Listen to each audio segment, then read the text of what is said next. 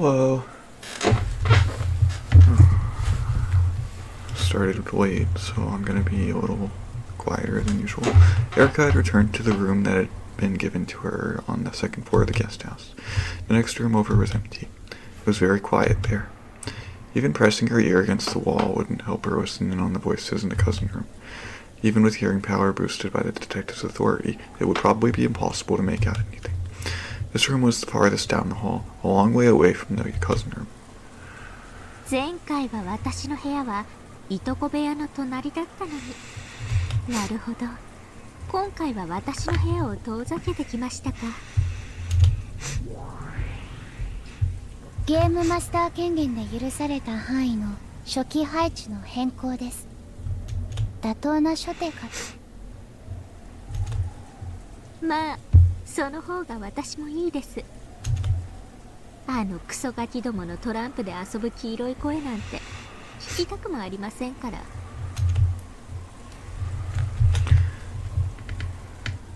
This whole time, Erica had been facing the desk and working on something. She was preparing some of those packing tape seals from before. She had asked Kumasawa for the stickiest tape in the place. She drew a complicated signature that could not be counterfeited across it with a permanent marker and began making notches across it. This way, if she ever wanted to prove that some opening had remained closed, she could stick this tape over it, creating a powerful seal equal in strength to the red truth. These menacing seals had cornered Natsui so thoroughly in the previous game. これいかがしましたか？やられました。パトラめ周到ですね。Erica grimaced and showed the piece of packing tape she had torn off to Dwanor. At a glance, Dwanor couldn't tell what had annoyed Erica. However, as soon as she held it, she realized the difference right away. これではダメです。ええ、粘着力ほとんどないです。これじゃあ赤き真実には至れない。Even packing tape can be of low quality, and it sometimes gets weaker with age. The tape Kumasawa had found was a bit too weak even for normal use. It wasn't nearly sticky enough to be used as a detective seal. きれいに剥がすことが可能です。これでは封印を示す証拠にはなり得ません。バトラもそこまで見下げ果てたほど無能じゃないってことですね。おそらくゲームマスター権限でこの島のすべてのガムテープに干渉したんでしょう。Letting Erica get her hands on packing tape gave her a fatal weapon to use against witches. The previous game had proven this fact. And so, Battler had removed that weapon from the entire mansion. おそらくガムテープに代わる品もすべて干渉を受けているに違いないです。ですね。まあ良かったことにしておきます。おかげでこの冷たい雨の中みっともない姿で外壁を這い回らなくて済みますから。Erica tossed the packing tape aside carelessly and flopped spread eagled onto the bed. 事件が起こるのをパイプ吹かして悠然と待つのも探偵のたしなみですし、あんたもどうせ第一の番が発覚するまで出番ないんですから、どこかに姿消して一服でもしてたらどうですか？私の顔なんか見てても疲れるだけでしょうし。タバコは吸わないです。子供ですので。そうですか。Wait, Erica 私 smokes. は吸いたいです。出演者たちが歌うほどの気分を爽快にさせる効果があるならの話ですよ。ご機嫌が優れられないようです。そう見えます？ Erica answered lazily, still looking up at the ceiling. That in itself was half an answer. The silence between the two was filled by the sound of the wind and rain. They say that a lot. It was so quiet. That the sound of the ticking clock rang out clearly. エリカ卿、お尋ねしてもよろしいですか？内容によります。多分ノーですが。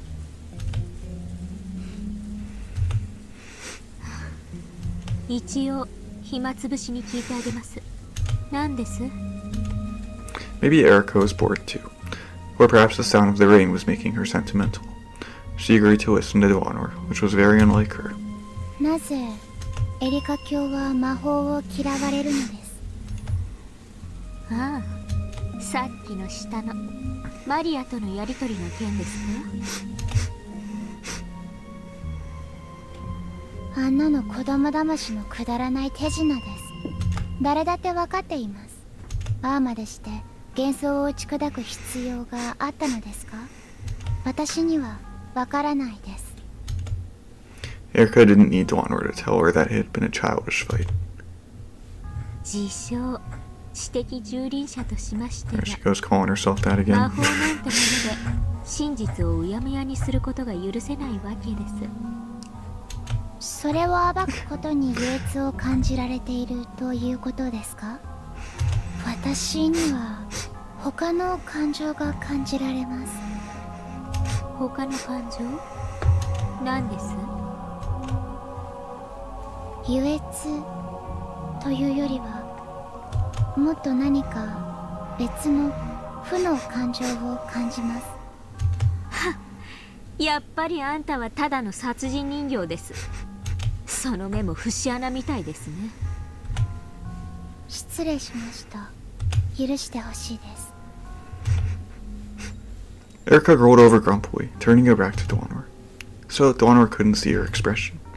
Even so, for some reason, she could guess that this completely unobserved expression was one of pain. Interpreting this to mean that Erica wanted her to go away, Duanor gave a bow and made to leave. Then Erica suddenly spoke. The words seemed so utterly out of place that Duanor doubted her ears, and she had to ask Erica to say it again. 今何とおっしゃいましたか？あなたのことが好きです。 Oh. It really did seem utterly out of place. Duanor wanted to see what Erica really meant, but the latter still had her back turned, and her face was out of sight. ありがとうございます。以前は別の子と付き合っていましたが、今は完全に切れています。 Ooh. 周りの人たちは僕たちを妬んでありもしないことを言いますが、気にしないでください。 It's cute that you feel that way, Erica. 俺は君に生涯のすべてを Oh, 捧 she げる。 is. 君も俺にすべてを捧げてほしい。二人で一緒に幸せになろう。 Duanor avoided asking what she was talking about, and stood there in silence.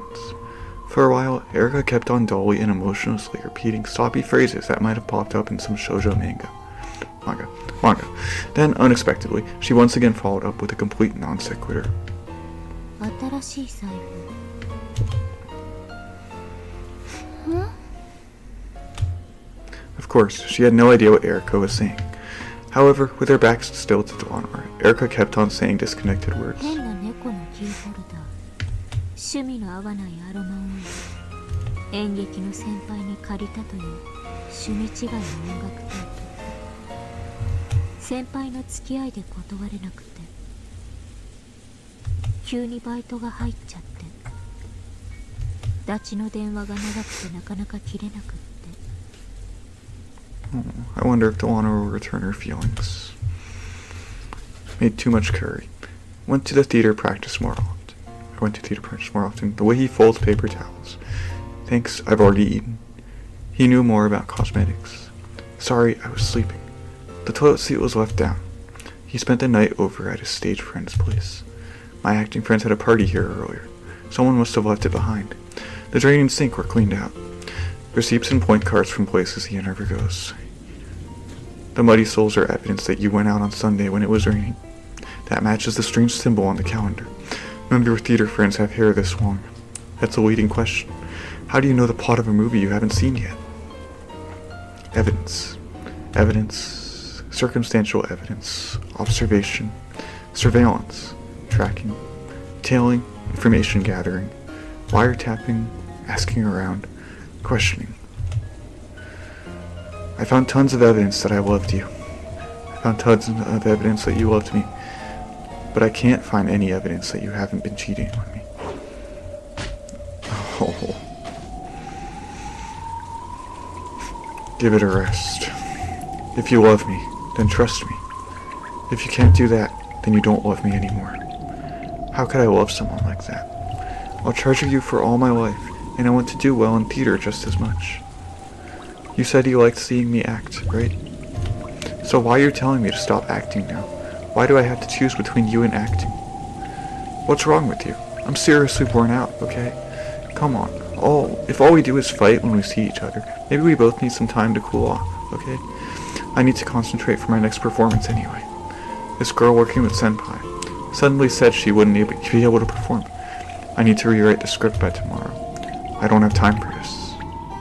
And anyway, if you really find it that hard to trust me, we're through. Stay away. Just go home. Oh. I don't love you anymore. Don't cry. It's disgusting. Just die. Stop shouting. You're annoying the neighborhood. Just get the heck away from me and never come back.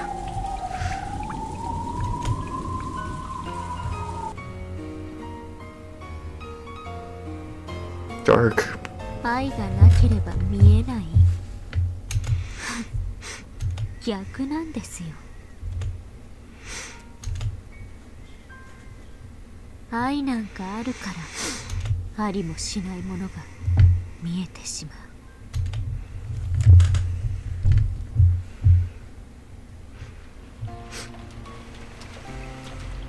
It's nothing more than an illusion, one that no one but you can see, and one that even you can never touch. Without love, humans would never need to sift through truth and lies. Because we can see things like that, we doubt, we suffer, we cry out loud.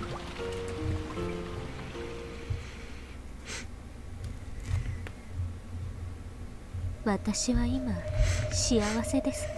仮とはいえ真実の魔女になれて。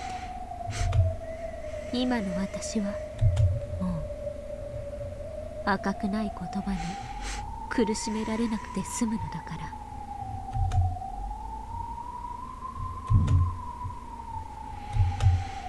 ら。あんたなら私のエンドゲームどう返しますか？私ですか？あの凡庸な男じゃゲームの相手は務まりませんでしたから。あんたならどう返してくれるかと思いまして。Tuaner was suddenly thrust into position of Erika's opponent in the witch's game she had once challenged that man to.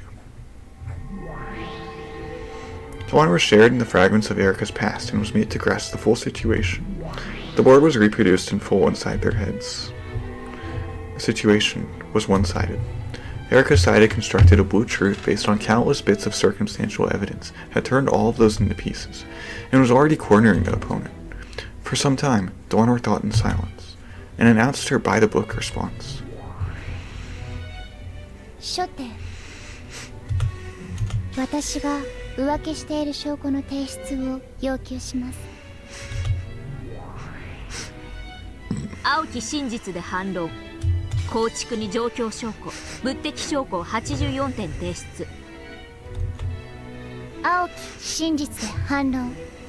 今も愛し続けている状況証拠、物的証拠を6点提出です。グッと。青と青では相殺ですが、構築する駒の数が圧倒的ですね。When both opponents meet with the blue truth, the decision is almost always based on which side has more pieces of evidence, regardless of the actual circumstances. This is especially true in the human world. So, by the standard rules, Erika would win. Erika would win. 次なる手は攻守逆転を狙います。逆にエリカ卿が浮気をしていない証拠の提出を求めます。パーペチュアルチェック。お互いが同じ質問を無限連鎖する千日手となりますから禁じ手です。では証拠なくも現在もエリカ卿を愛していることを率直に表明します。赤き真実でないから無効です。仮に赤かったとしてもそれステイルメイトです。私に反論する手がなくなりますから。Dwanora remained silent for a while. Then she quietly responded to Erika's moves until they reached checkmate.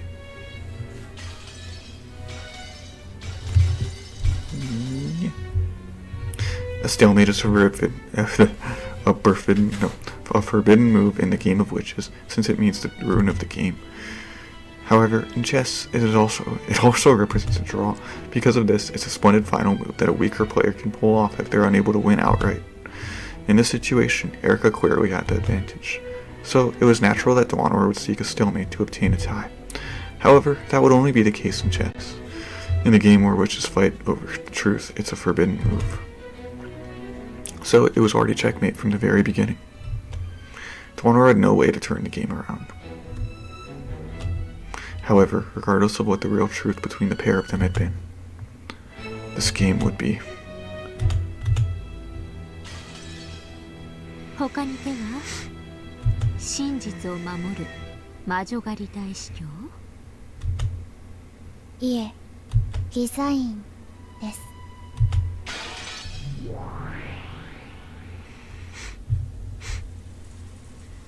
ね、ほら。Erika had succeeded in crushing her opponent with the truth she espoused, that her former boyfriend would no longer loved her and was cheating on her. Her opponent had no way to argue back. After all, humans are not allowed to. A splendid game, a splendid finish from a superior position. Regardless of the truth of her opponent, Erika could win. A splendid victory. Dwanora could only respond with silence. And with that, Erika spoke no more. She was probably done talking and wanted Dwanora to leave. Dwanora understood this, but even so, before leaving, she wanted to tell Erika one thing. 見事なゲームです、エリカ卿。探偵は勝利して当然ですから。あなたはベルンカステル卿の駒になる以前から実に見事な青き真実の使い手です。しかしエリカ卿、人間に許されるのは青き真実だけです。そして青き真実に反論できるのは赤き真実だけです。そして赤き真実は人間には許されていません。ならばどうやってあなたのお相手は彼の真実を示せばよかったのですか？さあ、赤き真実に時に勝るとかいう例の黄金の真実とやらでも持ち出したらどうですか？ゲームは確かにエリカ卿の勝ちです。しかし真実の守護者として申し上げます。なんです？どうせ不愉快なことでしょうから、それを言ったらとっとと消えてください。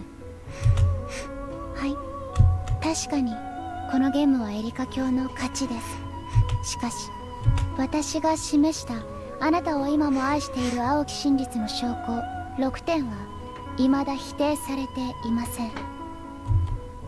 あなたさえ人間、それを否定する赤き真実を使えはしないのです。探偵権限で84点の証拠を赤き真実に後に昇格させました。我が主のお力によって。私は人間にして人間を超えた存在、探偵にして魔女、真実の魔女フルドエリカです。他に質問は？捨て台詞は？ありません。それでは失礼いたします。Dwanora bowed and disappeared. After that, all that remained was a single witch of truth laughing off a bitter past with an equally bitter smile.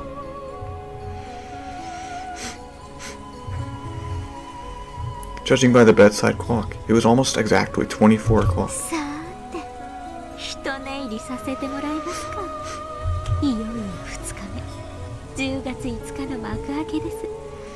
今頃どこかで今回の殺人が起こっているんでしょうかね。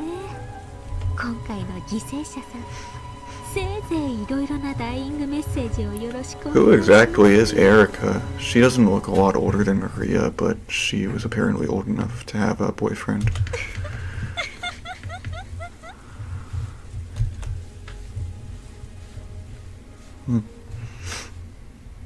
She looks like she's older than Maria, but younger than Jessica.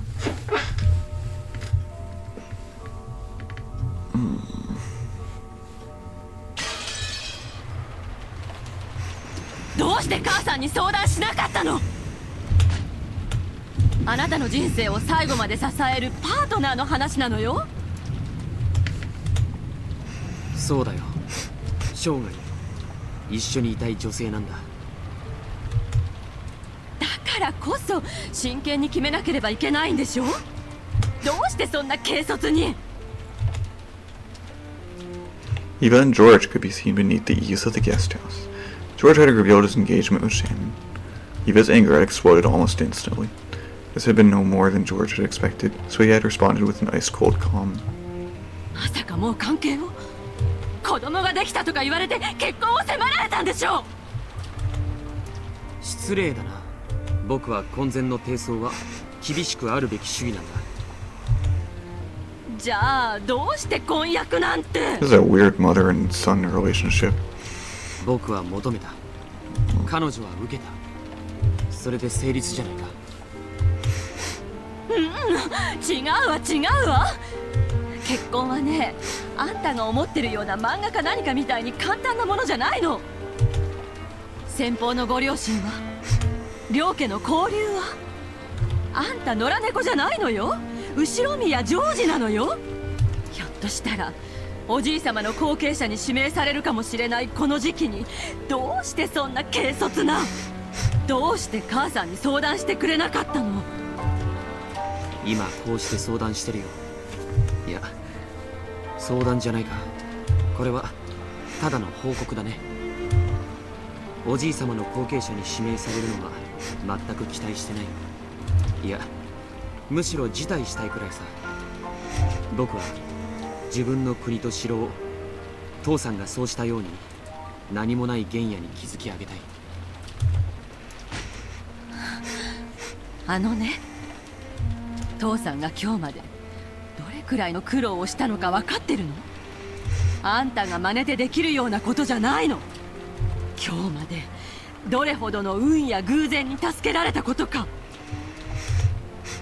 そして母さんという良き理解者の伴侶がいたからだよ。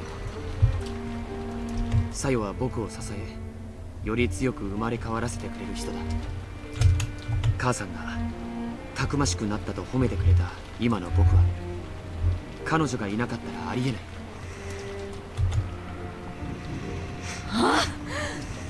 いいジョージ。とにかくここは一度母さんに任せなさい。頭を冷やしてよーく考えて。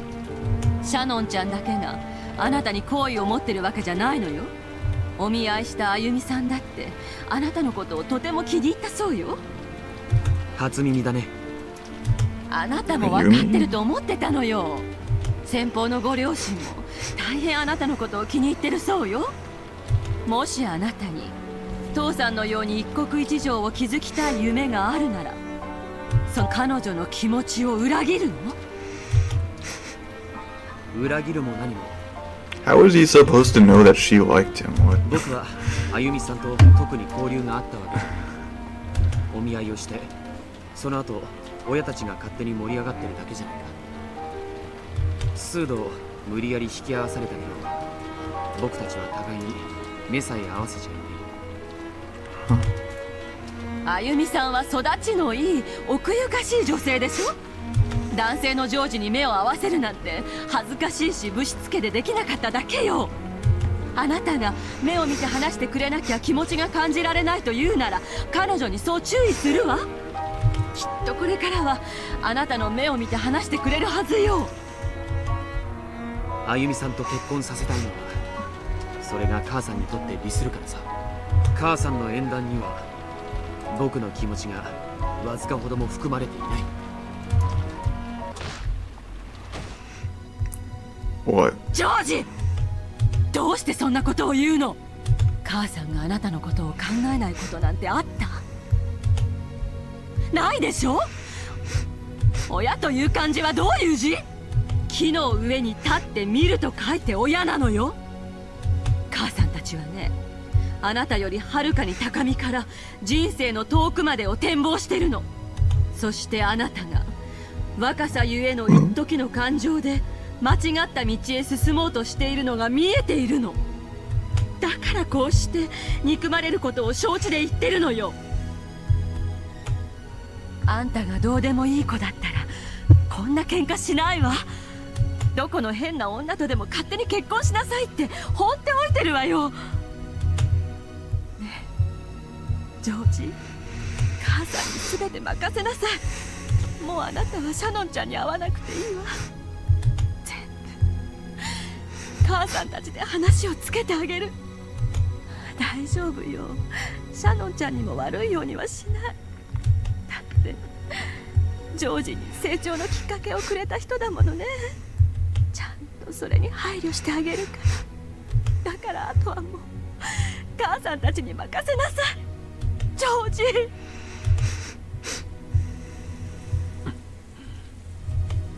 Sometime during Eva's rage, tears had started to drip from her eyes.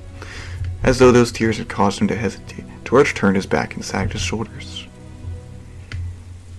Even George is a child of man, after all. Though he understands that marriage requires nothing more than the love of two people, he can't get over his desire for his parents' acceptance. And so, he is trapped between the tears of the mother who has always helped him and the fiancé he chose. Where is he? もうそろそろ。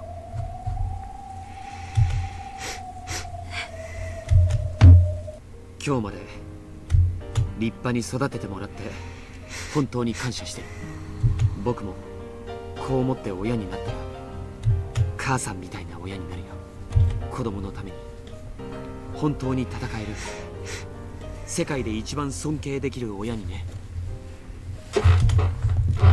ジョージ。With his back still towards her, George threw away his umbrella and slowly stepped out from beneath the eaves into the rain. Then he slowly turned around. It was, without a doubt, the familiar face of Eva's beloved son. However, he was now his own man, self-controlled and independent enough that their blood connection might be forgotten. もうそろそろいいと思う。 Yes. 何が？子離れしていいんじゃないかな、母さん。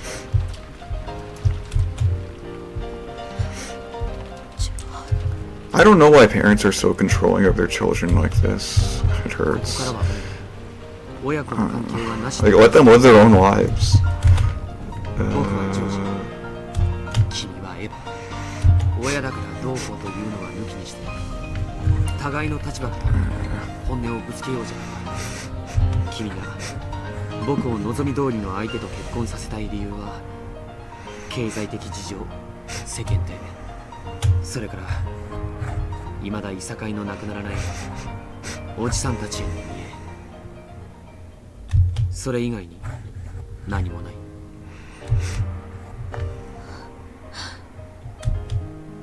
いっそそれをすっきり認めてくれた方が潔いね。僕はこれから僕の立場だけで語るから、君もそうした方がいいんじゃないかな。負けるよ、君。No traces of love or respect for his mother remained in George's eyes. There was only a frigid glare as he gazed ruthlessly down at the witch who was trying to bind his ジ future. ョージ、どうして母さんをそんな目で見るの？今僕は母さんを見ていないからさ。僕の目に映っているのは僕の選び取ろうとする未来の前に立ちふさがる試練の壁だけさ。母さんだって人間だ。夢や野心があって、それを今も追い続けてるのを知ってる。そしてそれを素晴らしいと思う。自分の夢を決して諦めないことの大変さを僕たちは知っているのだ。The point of having children is not for them to accomplish your goals for you. It's for them to be human and live their own lives and be happy. They're human too. So I'll need to inherit your wonderful strength. I've learned a lot from my parents, my friends, and Sayo, and I've grown. その最後に学び、獲得して完成されるのが本当の後宮ジョージという男なんだ。僕は今あなたという最後の壁を越える。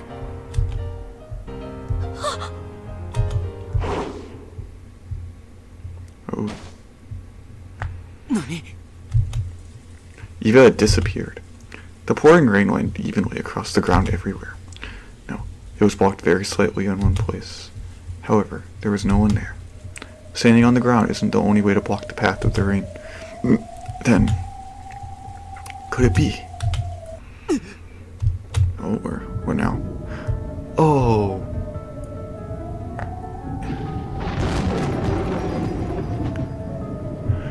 Oh, she's back! Huh. いいわよ。本音をぶつけ合うのもたまにはいいじゃない。私も言っちゃうわ。だからあなたも言っちゃえば。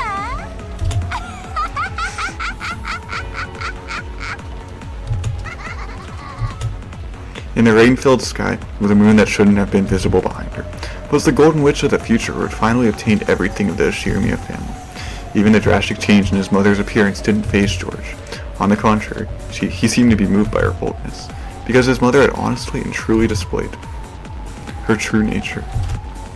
This way, I can confidently show her my true self. 行くよ、母さん。そして、エヴァ、これが僕の君の束縛から踏み出る最初の第一歩だ。第一歩。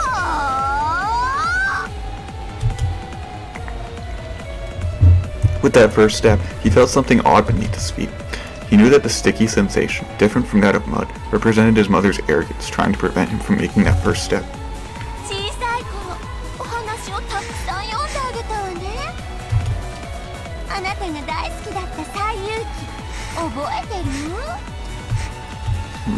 懐かしいね。多分僕が一番最初に愛したファンタジーだ。Sun Wukong, the Monkey King, wanted to become a god and was tested by Buddha. If you can jump free from the palm of my hand, I will acknowledge your wish.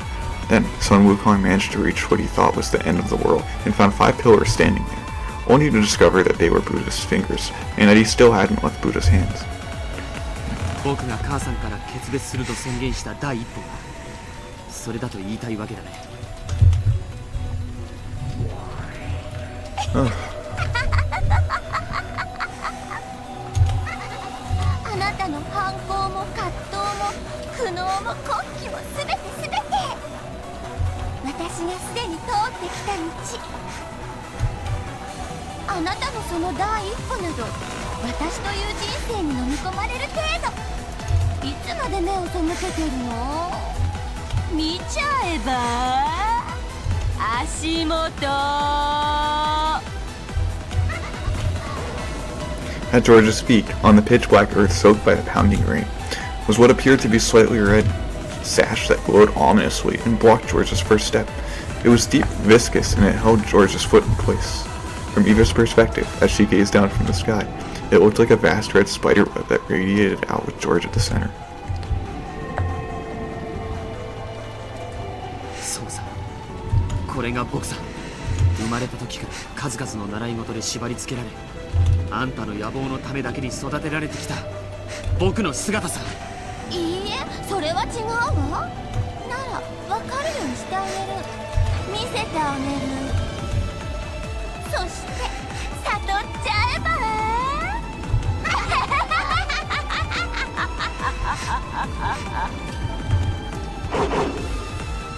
The vast red spider web on the ground scooped up George as easily as scooping scum out of a pot. Then, it lifted him into the air like a deer caught in a net and swung him about. Laughing insanely, Eva was as innocent and cruel as a grade schooler happily swinging about a bag filled with her gym clothes.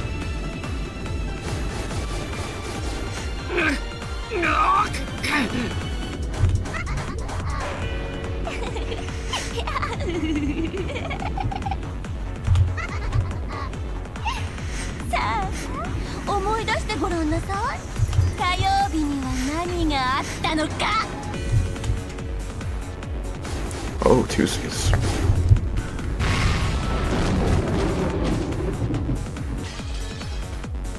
What happened?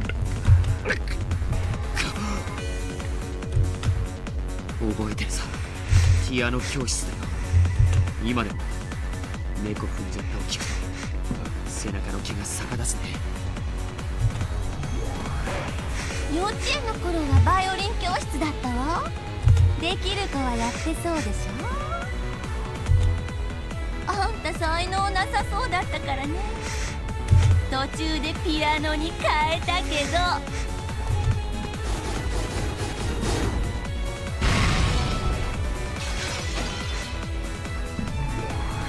じゃあ水曜日は覚えて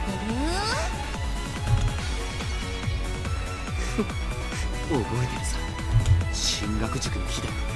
遠くてね、通うのが苦痛だった。じゃあ木曜日は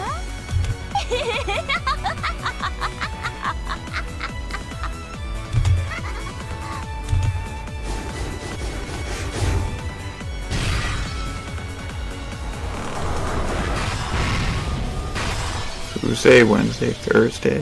補習塾だわ。暗記科目は苦手だったのよね。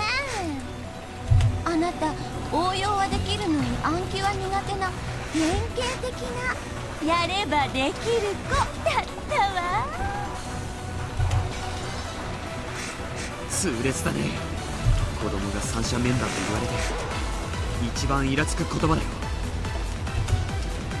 馬を水場に連れて行くことはできるが水を飲ますことはできない。イギリスの格言だね。あなたのやる気を出して維持させるのが一番苦労したわ。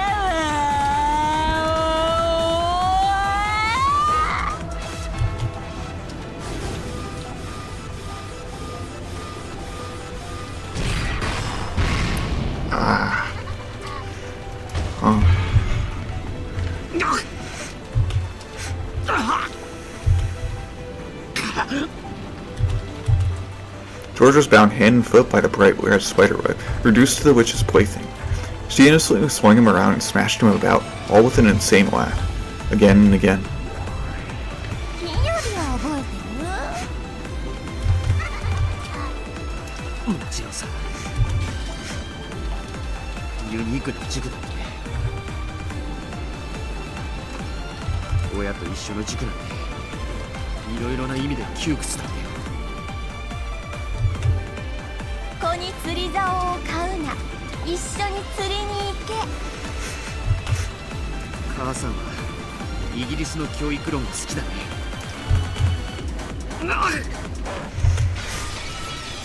親にとっても辛い塾だったわね。でもあれが一番あんたには効果的だったわ。高いお熱射、毎週金曜の夜を費やさなければならない面倒。でも一番効果があった。その時悟ったの。子供はね、親が見ていないと伸びないの。こんな目なら親は太陽だわ。太陽なくして芽吹く草木も咲かせる花も存在しないの。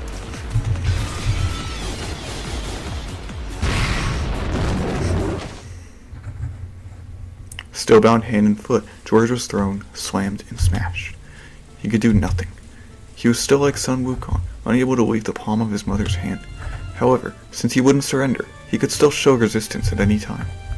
じゃあ土曜日は家庭教師が来てくれてたね。向こうから来てくれるから楽だったでしょ。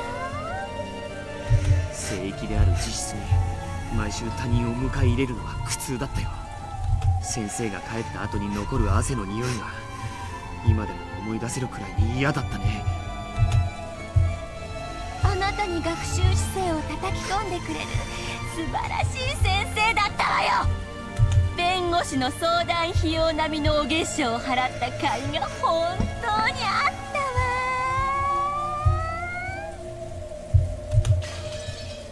わ。そして迎える日曜日と塾の予定がない月曜日だけが僕の安息日だった。これは皮肉だね。火曜日から土曜日までの塾が僕を押さえつけてきたのか。まさに僕は孫悟空だったわけだ。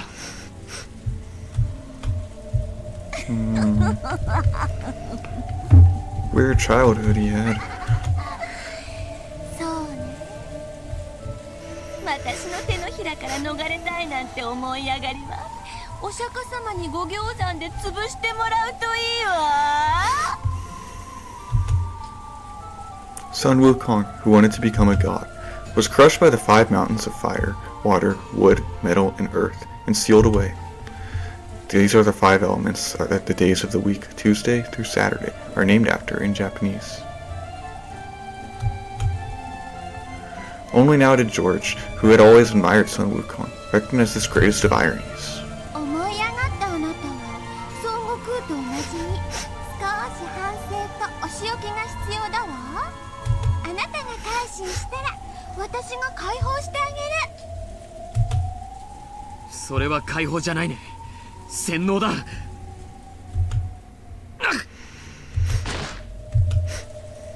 何も考えなくていいの。ママに全て任せちゃえば。私があなたの全てを決めてあげる。それがあなたにとって一番素晴らしい人生なのよ。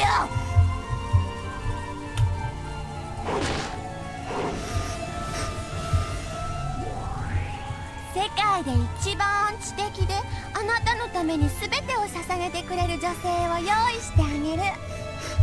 全ての成功もそれに至る道も全てママが用意してあげるわ。そしてやがては後ろ宮家で最高の名誉である当主の後継者にあなたは指名されるの。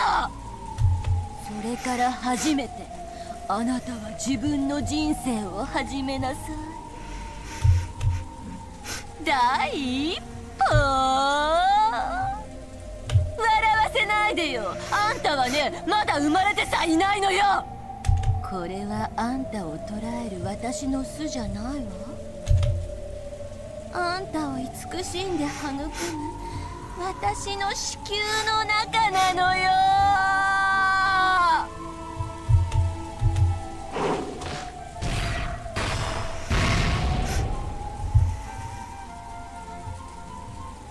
George was slammed against the ground over and over.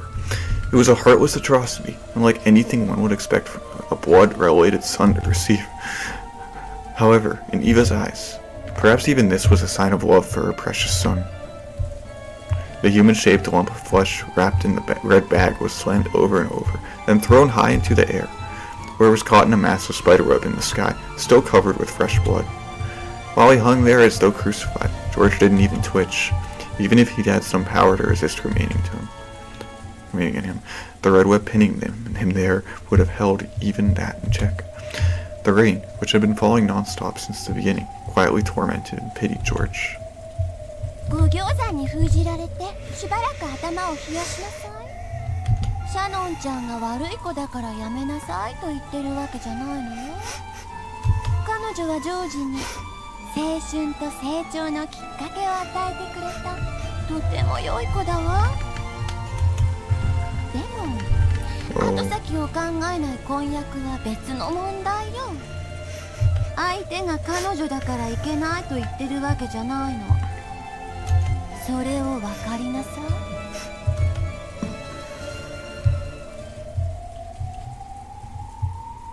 友を責めるな。行為を責めよう。だね。これもイギリスの格言だ。本当にあなたは賢い子に育ったわ。いいえ、育ったっているわ。私のお腹の中でね。もう少しじっくりと育ちなさい。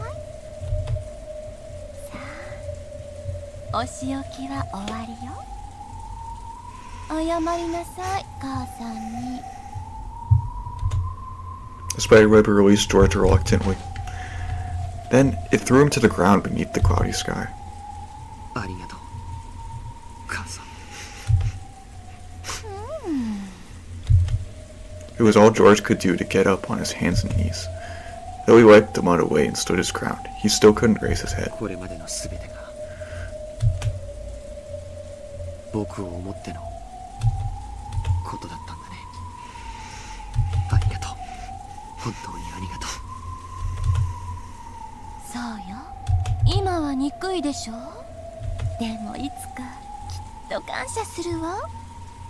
私がどれほどあなたを愛していたかをきっと理解する。火曜日から土曜日までの連日の塾での縛り付けも、僕を立派な男に育てようという母さんの努力だったんだね。これもイギリスの格言よ。子供を幸福で包むことが最高の教育。ありがとう。だから僕からも母さんにイギリスの格言を送るよ。なに？全ての木に斧を一撃ずつ加えても一本の木も切り倒せはしない。なに？それはどういう意味？こっちの方がいいかな。学問に時間を費やしすぎることは怠惰に過ぎない。フランシス・ベーコン。 The man, drenched in mud and blood, straightened his crooked glasses and slowly stood up. Though he was covered in filth, his appearance had a divine quality to it, something that could only appear on a self-controlled man, not one who had merely been dozing in his mother's amniotic fluid. 僕がサヨから学んだことは、1年僕は彼女の前で初めて勇気と男気と向上心とウィットとユーモア、それからひょっぴりのおしゃれを学んだんだ。皮肉だね。今日母さんが僕を立派になったと認める要素のほぼ全てが母さんの教育の賜物じゃないんだ。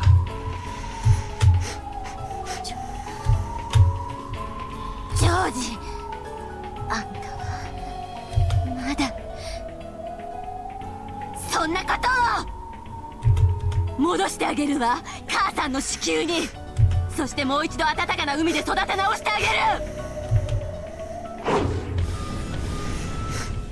As Eva howled, a bright red spider web appeared at George's feet once more and tried to scoop him up into the air again.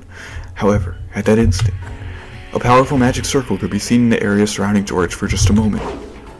Faster than he could be scooped up by the spider web, George jumped, and with a sharp kick of the heel and a magnificent forward flip, he cut the shackles of that spider web apart.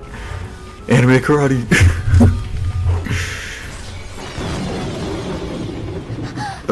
Martial arts, at least. That smooth movement proved that he had possessed the power to escape from those shackles all along. He had willingly allowed himself to be bound by that web. 母さんのこれまでの恩を一つずつ痛みで相殺させてもらったよ。おかげで僕も親離れがきっちりとできそうだ。必要だね。たまには親子喧嘩も。ジョージ、私にどうしてそこまで逆らってあんな小娘と。必要なのはやはり母さんの子離れのようだ。じゃあそろそろいいかな。何がよ。そろそろいい。反撃しても。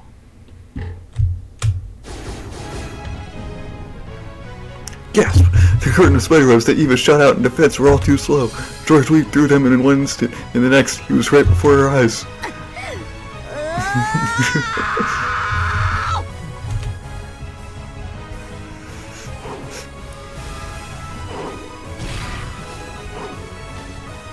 Whoa! Eva jumped out of the way of a kick that would have knocked her feet out from under her. Then blocked the second half of George's double roundhouse with a high kick of her own. 母さんの習い事で一つだけ感謝しているものがあるよ。Okay. それは何曜日のかしら？長期休暇のたびに集中的に習わされた武道教室の数々だよ。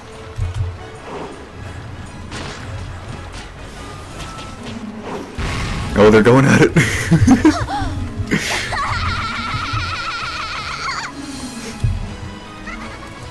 いわジョージ。たった一つでも感謝してもらえるなんて。 What in the world, Japan, is that little girl doing these martial arts moves too? 嬉しいわ。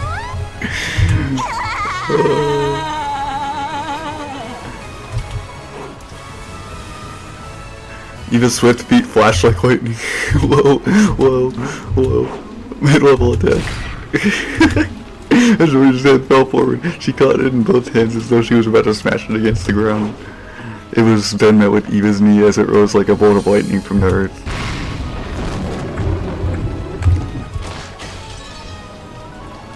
ムエタイも習えばよかったのに。ジョージも一緒に習えばもっと楽しかったわ。そうだね。母さんと一緒に武道を学ぶときが一番楽しかったよ。なら今が一番楽しいんじゃない？楽しいねジョージ、楽しいね。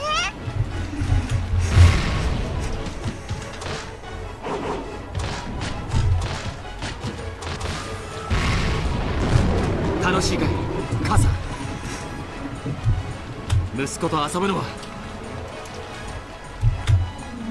楽しいわ。あなたは私の最愛の息子。私のお腹の中で優しく優しく愛してあげるわ。あなたがお腹を蹴るのさ愛おしい。了解だ。だがその蹴りはお腹の外からになるけどね。George's knee buried itself into Eva's abdomen. Instant before she felt the pain of that fierce attack, Eva watched her son's kick with a proud smile, and then vomited.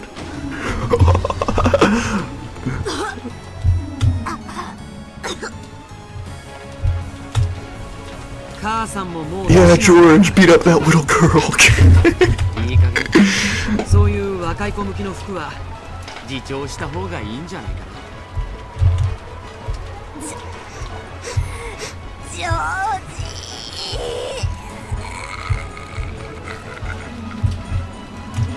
ジ。 Her chin still covered in vomit, Eva looked up at George in twisted anguish.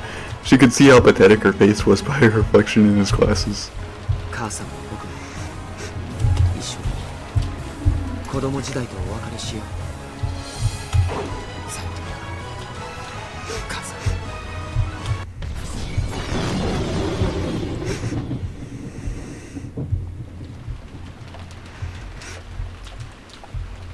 The fierce lightning and rain made time freeze.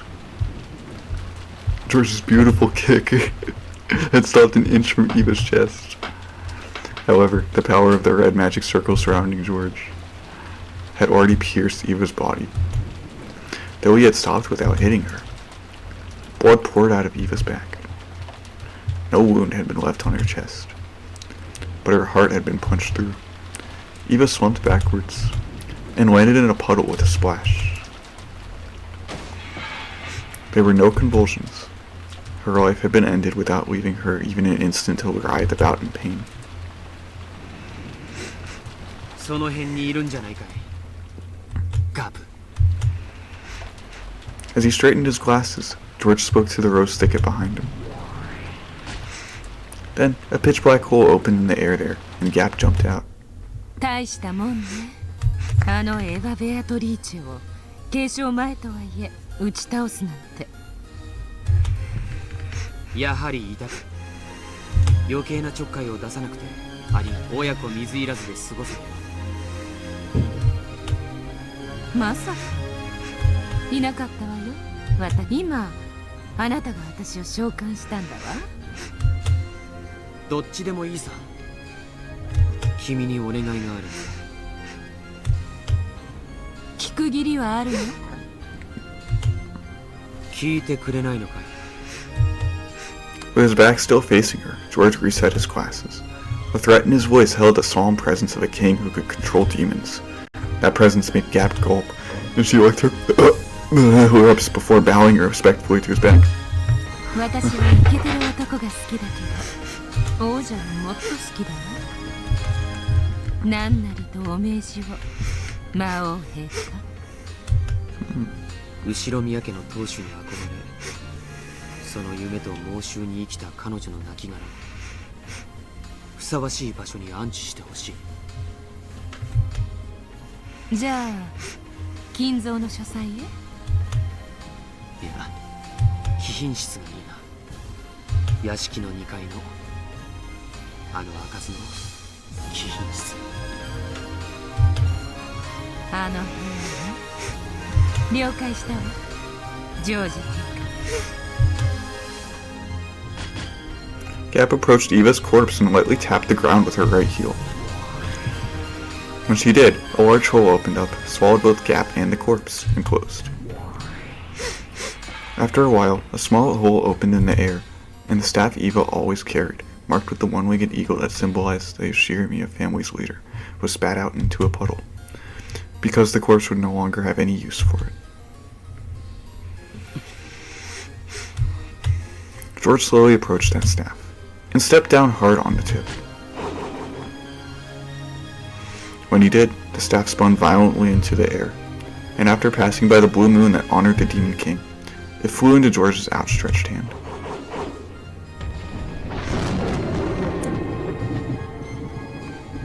Whoa. The instant he grasped it, another fierce lightning bolt landed nearby, and by the time the flash disappeared, the staff he held had become a spray of gold butterflies and vanished.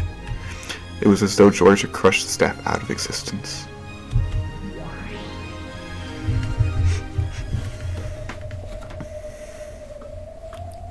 Whoa. 僕はノルマクリアだ。次の人に番を譲るよ。自分の母さんを手にかけるなんて。自分を世界で一番最初に愛してくれる人であり、そして一番最後に決別すべき人だ。それが家を出るということだよ。これが僕がサヨをめとるために見せられる勇気だ。ジョージ様。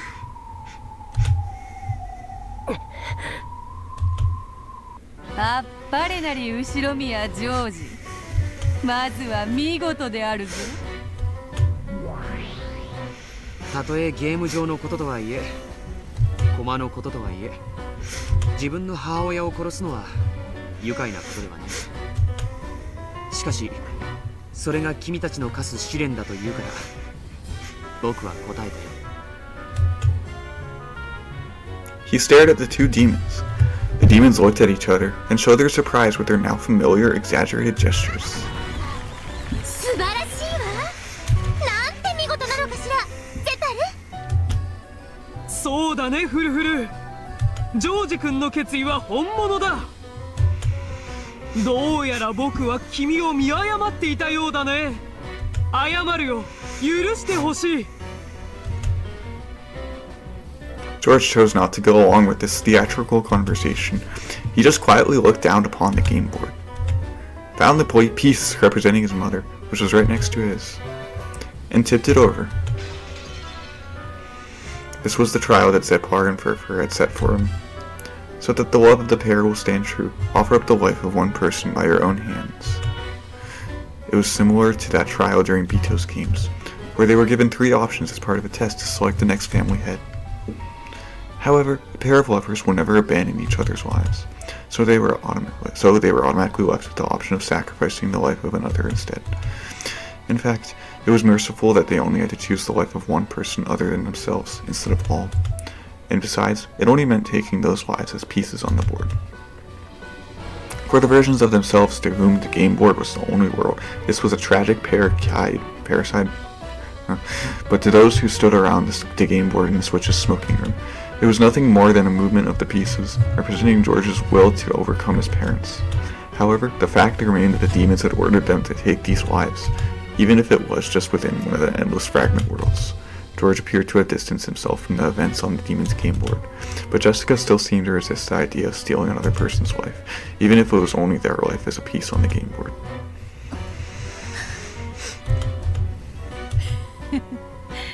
おじけづいたか？いえ、バトラさんの望むベアトリーチェはこんなことでは臆したりしません。さあ次は誰が試練に挑戦を？誰でもいい。次なる犠牲者を選び出してほしい。誰でもいい。次なる挑戦者は名乗り出てほしい。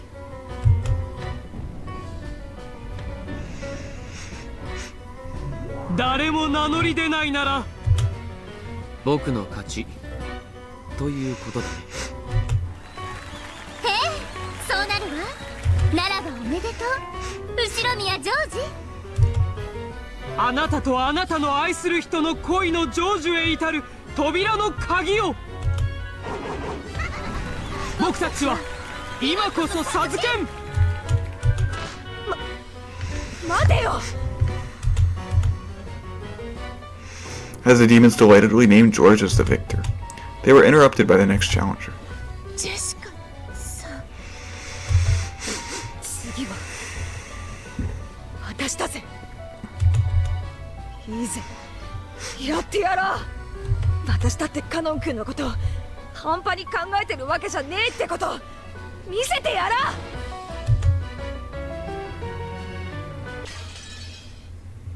う。 That was really something there, George.